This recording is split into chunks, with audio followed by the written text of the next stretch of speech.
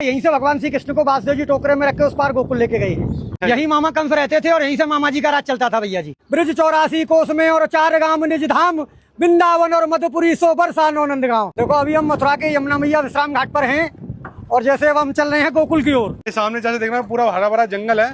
जंगल नहीं है ये, अच्छा, इसको बोलते हैं वृंदावन। वृंदावन, हाँ, ये भगवान श्री कृष्ण की गौचार भूमि है। भगवान गोकुल से गैया चराते हुए और ऐसे वृंदावन जाते थे भैया जी। देखो ये इधर दिखाइए, ये सामने है गोकुल गेट।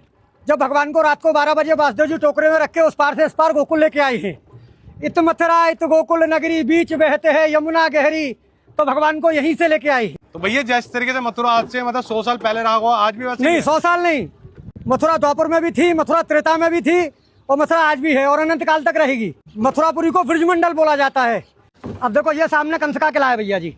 अच्छा, यही मामा कंस रहते थे और यहीं से मामा जी का राज चलता था भैया जी। मतलब कि वो रहते यहाँ पे थे।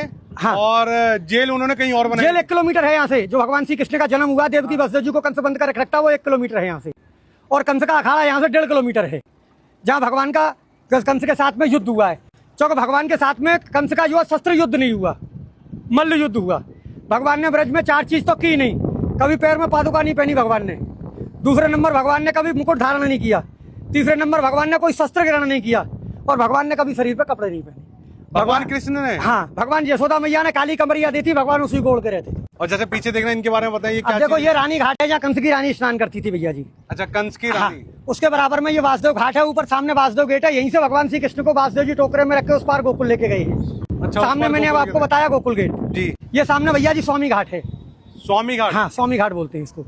ये इधर संत घाट है भैया जी। अभी जैसे ये आपने मुझे बताया था कि किला था ये कंस का, तो इस किले में जाने दिया जाता था? नहीं, उसमें एंट्री नहीं मिलेगी। ऐसा है, पूर्वजों के जमाने से ये बताते हैं कि इसमें कुछ शोध करता गए थे जो कभी वापस नहीं आए, इसलिए सरकार ने उसको बैन कर दिया। मथुरापुरी में सबसे बड़ा पर्व बहन भाई का होता है। कार्तिक महीना में भाई दूज के दिन जो भाई बहन मथुरापुरी में हाथ पकड़ के स्नान करते हैं, वो कभी यमलोक में नहीं जाते। ऐसा वरदान धर्मराज ने यमुना मैया को दिया है। अच्छा, हाँ जी। तो सीधा स्वर्ग की प्राप्ति होती है उन्हें? हाँ जी, बैकुंठ। और जैसे देखने में पुराना काशी जैसा लगता है। हाँ जी। जैसे बनारस भी गया हूँ। हाँ जी। तो मुझे देखने में ऐसा लग रहा है। तो बनारस से कुछ? अब देखो ये गुदरिया घाट है भैया जी। ये द्वारकानाथ घाट है सामने, ये द्वारकाधीश की हवेली है। अच्छा, हाँ जी। तो जैसे मैं पूछूं कि बनारस के जैसा लगता है, बनारस की कुछ मान्यता है यहाँ पे? नहीं, बनारस की तो जितने भी तीर्थ हैं 4 महीने सब ब्रज में निवास करते हैं भैया जी। सावन भादों क्वार कार्तिक। जैसे लोग कहते हैं देव सो गए, तो देवता कभी सोते नहीं भैया जी। उनकी सबकी ड्यूटी ब्रज में लगती है। जब नंद बाबा 80 बरस के हो गए तो नंद बाबा ने कहा कि लाला मेरी हार्दिक इच्छा है कि मैं 4 धाम की यात्रा करूं।